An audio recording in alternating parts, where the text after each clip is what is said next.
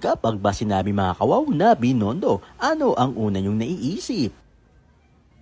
Ito ba mga kawaw ang nagsasarap ang mga Chinese food? Tama ba ako mga kawaw?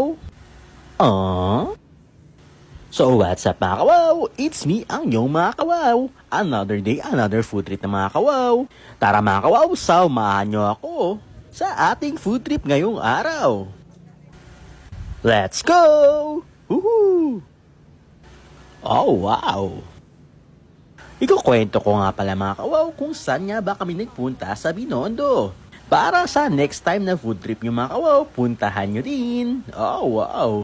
Eto mga kawaw, first stop namin dito sa Signature Sausage. 50 pesos per stick mga kawaw. Ang sarap niyan mga kawaw. Must try. Eto mga kawaw sa Estero, hindi pa namin na-try pero okay dito. Next time i-try namin.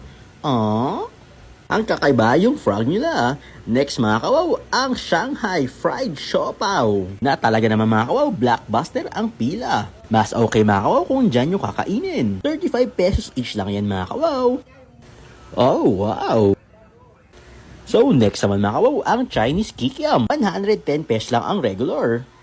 Kung nagustuhan nyo mga kawaw ang aking vlog, please like, share, and follow mga kawaw para updated kayo sa susunod nating mga video. At yung fried chicken mga kawaw, huwag nyong kakalimutan sa sincerity. The best ang fried chicken. Maraming salamat sa panonood mga kawaw. Hanggang sa muli.